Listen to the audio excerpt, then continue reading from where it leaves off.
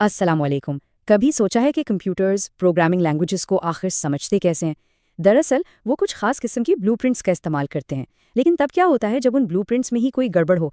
आज हम इसी गड़बड़ को ठीक करना सीखेंगे। ज़रा सोचें कि कंप्यूटर को कुछ हिदायत दी जाती हैं और वो हिदायत उसे एक ऐसे चक्कर में फंसा देती हैं जो कभी ख़त्म ही नहीं होता। ये एक बहुत हकीकी मसला है जिसे इन्फिनिट लूप कहते हैं, और कंपाइलर डिज़ाइन की दुनिया में ये एक बहुत बड़ी पहेली है। तो आइए आज इस पहेली को हल करते हैं। तो कंप्यूटर कोड को समझता कैसे है?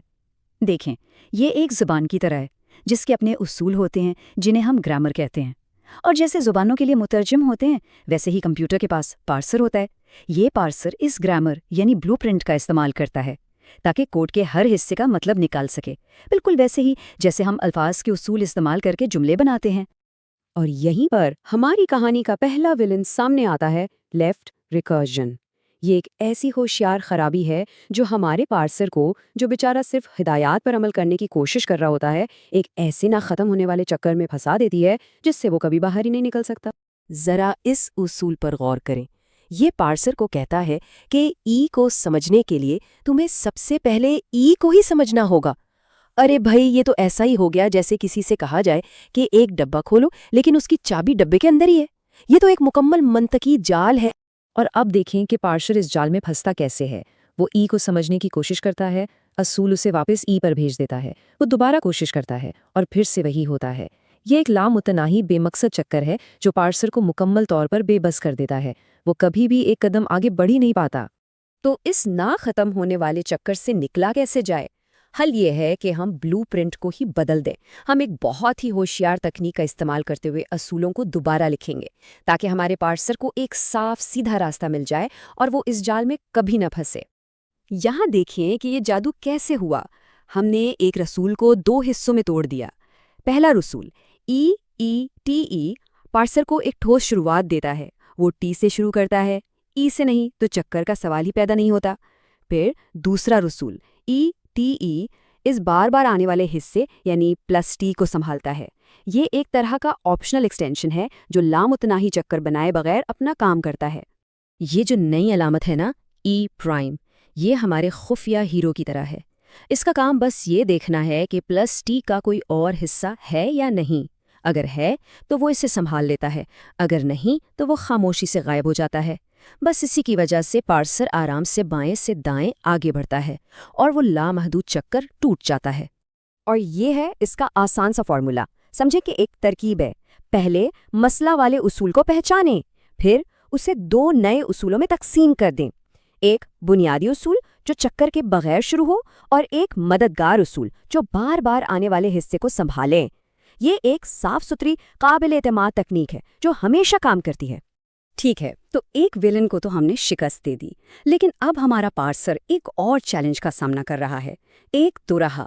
सोचें कि वो एक रास्ते पर जा रहा है और अचानक सामने दो रास्ते आ जाते हैं।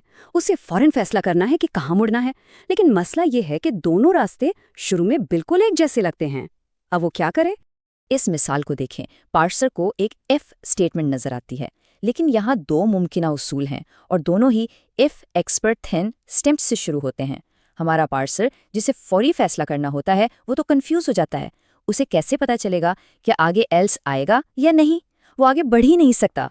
तो असल सवाल यही है, जब दोनों रास्ते शुरू में एक जैसे हों तो पार्सर सही इंतखाब कैसे करे? ये जो इब्हाम है ये एक बहुत बड़ी रुकावट है। इस इब्हाम को दूर करने के लिए हम एक और ज़बरदस्त टूल का इस्तेमाल करते हैं, लेफ्ट फैक्टरिंग। ये ग्रामर को साफ करने जैसा है ताकि पार्सर के लिए कोई दो राह ना बचे, सिर्फ एक वाज़े सीधा रास्ता हो। यहाँ देखें हमने क्या किया। हमने दोनों उसूलों के मुश्तरका हिस्से यानी इफ ई देन एस को बाहर निकाल लिया, बिल्कुल वैसे ही जैसे रियाजी में हम कॉमन फैक्टर को ब्रैकेट से बाहर निकाल लेते हैं। अब पार्सर पहले इस मुश्तरका हिस्से को पार्स करता है, फिर एक नए मददगार उसूल आर की मदद से वो देखता है कि एल्स वाला हिस्सा मौजूद है या नहीं। मतलब फैसला करने का लम्हा अब तब आता है जब उसके पास पूरी मालूमात होती हैं। और ये रहा लेफ्ट फैक्टरिंग का उमूमी तरीका। इन उसूलों को ढूंढें जिनकी शुरुआत एक जैसी हो। इस मुश्तरका हिस्से को एक नए उसूल में अलग कर दें। फिर जो बाकी अलग अलग हिस्से बच गए हैं उनके लिए एक और मददगार उसूल बना दें। ये इब्हाम को ख़त्म करने का एक बहुत ही मुनज़्ज़म और मौसर तरीका है। تو ہم نے یہ 2 تکنیکی مسئلے حل کیوں کیے؟ کیونکہ یہ صرف کتابی باتیں نہیں ہیں، یہ وہ بنیاد ہے جس پر ہماری پوری ڈیجیٹل دنیا کھڑی ہے۔ یہ وہ پوشیدہ کام ہے جو قابل اعتماد اور بہترین سافٹ ویئر کو ممکن بناتا ہے۔ ان سب ٹیکنیکوں کا آخری مقصد ایک ایسا پارسر بنانا ہے جس کے کام کا اندازہ لگایا جا سکے، جو کبھی نہ پھنسے، جو کوڈ کو تیزی سے پڑھ سکے اور جو ان تمام پروگرامنگ زبانوں کی بنیاد بنے جنہیں ہم روزانہ استعمال کرتے ہیں۔ یہی چھوٹی چھوٹی اصلاحات ہیں جو ہماری آج کی ٹیکنالوجی کی دنیا کو ممکن بناتی ہیں۔ اور آخر میں یہ سوال، ان کے علاوہ اور کون سے ایسے پوشیدہ اصول اور طریقے ہیں جو ان ڈیجیٹل ٹولز کو چلاتے ہیں جن پر ہم ہر روز انحصار کرتے ہیں؟ یہ سوچنے کی بات ہے کہ ہمارے روزمرہ کے استعمال میں آنے والے ٹولز کے پیچھے کتنی زیادہ ذہانت اور ہوشیاری چھپی ہوئی ہے۔